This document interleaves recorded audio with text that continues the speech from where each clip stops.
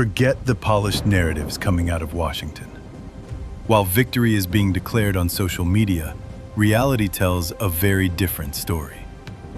Out at sea, the balance of power is being rewritten, ship by ship. The death rattle of an empire that has overplayed its hand.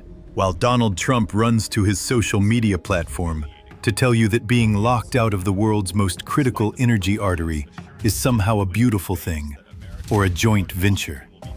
The truth on the ground and on the high seas is far more brutal for the American ego.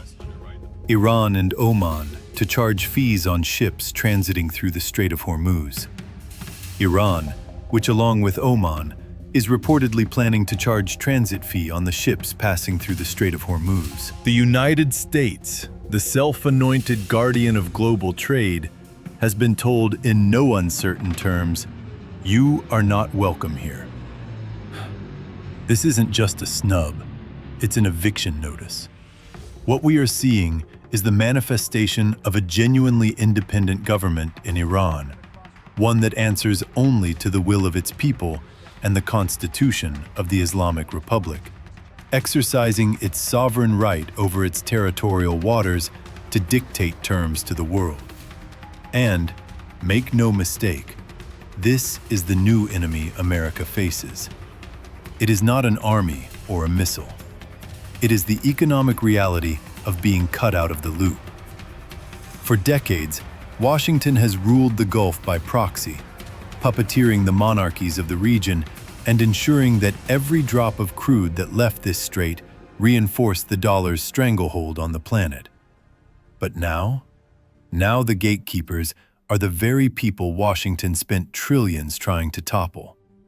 The United States, which controls the oil spigots of Saudi Arabia and the Emirates, now finds itself powerless to determine how that oil reaches the market because it cannot pass through the door without Tehran's permission.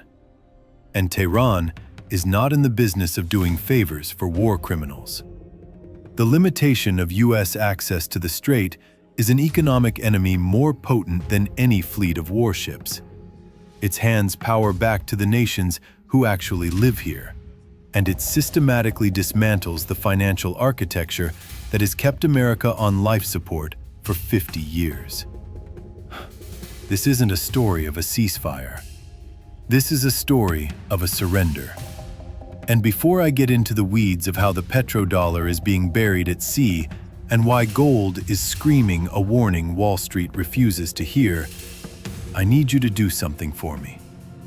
If you value journalism that doesn't bow to the talking points of the empire, if you want to hear the story the mainstream media is too terrified to tell, you need to hit that like button, share this video, and drop a comment below. It doesn't have to be an essay. It can be a simple dot. That single action tells the algorithm that truth still matters. Better yet, tell me what you think of the Zionists' latest puppet show. And for heaven's sake, subscribe to this channel. Support honest journalism before it's silenced completely. To understand why this is the true endgame, you have to understand the grimy imperial history of the petrodollar. It was a system born of desperation in 1974 when the Nixon administration, having just demolished the gold standard, flew Henry Kissinger to Riyadh to cut a secret deal. The Saudis would sell oil exclusively in US dollars, and in exchange, they'd park their billions in US treasuries. This created artificial global demand for the dollar, allowing America to print money with impunity, run staggering deficits, and fund a military empire that spans the globe. It was a racket, plain and simple. Buy oil with dollars or get a freedom delivery via cruise missile. For 50 years, this system allowed the US to live beyond its means. But 2 years ago, the Saudis quietly walked away from the arrangement.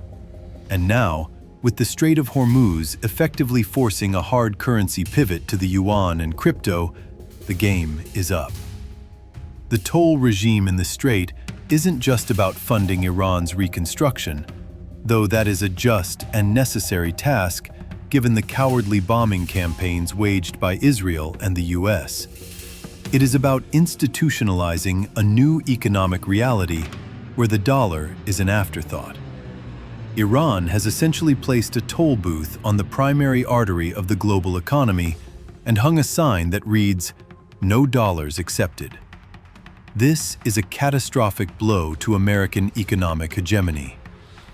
Think about the Gulf nations, the very ones America claims to protect. They are now in a bind.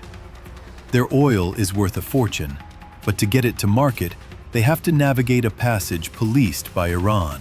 And while Saudi Arabia has the East-West pipeline to the Red Sea, and the UAE has some capacity to bypass the strait, the majority of the region's energy flow is at the mercy of this new Iran-Oman oversight mechanism. The United States, which was supposed to be the share for these waters, has been stripped of its badge. NATO allies like Germany and Spain have flatly refused to send warships to escort tankers, calling the war America's mess. The world is telling Washington, "You started this fire with your Zionist arsonists. You can burn in it alone." The isolation of the United States in the Gulf is no longer a geopolitical theory. It is a navigational reality. The ships of Europe and Asia are moving through a corridor managed by Iran and Oman, paying fees that bypass SWIFT and the US Treasury entirely. This is de-dollarization made manifest, and it is an enemy the Federal Reserve cannot simply print its way out of.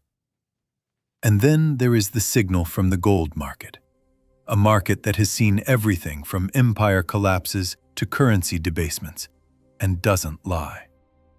When the ceasefire was announced and oil prices tanked, you'd expect the crisis trade to be over, right? Wrong.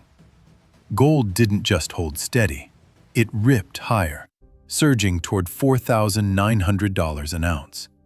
Silver soared past $76. Why?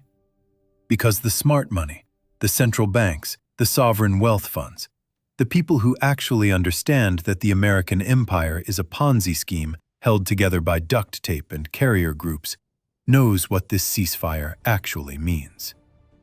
It is not peace. It is a reset on terms dictated by Tehran. The market understands that when you allow a sovereign nation to levy a toll in UN on the world's oil supply, you have just signed the death warrant for the US dollar's reserve status. Gold isn't reacting to the pause in bombing.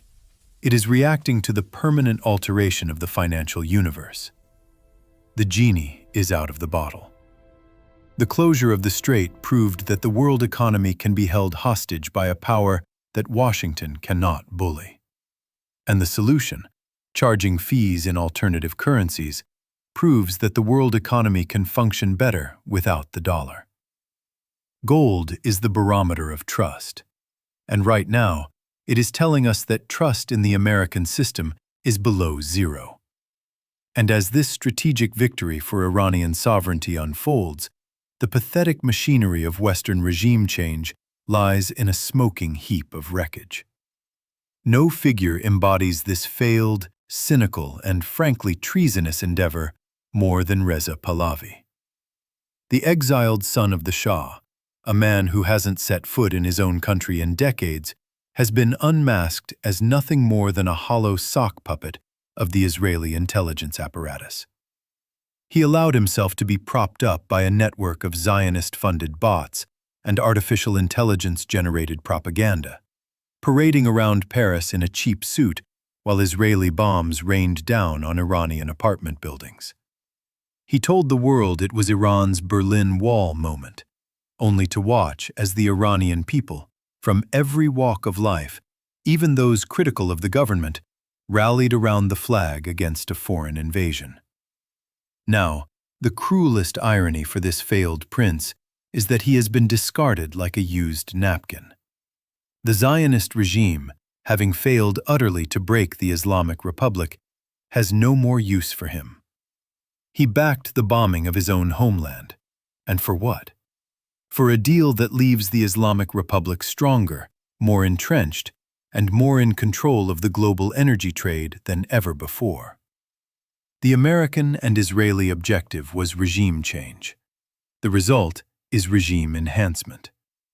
Reza Pahlavi has been left to seethe in his gilded exile, realizing that he was just a prop in a genocidal play that has now closed with the heroes of the resistance still standing on stage, holding the keys to the world's oil. The world is waking up. The era of the American Navy dictating the flow of energy is over.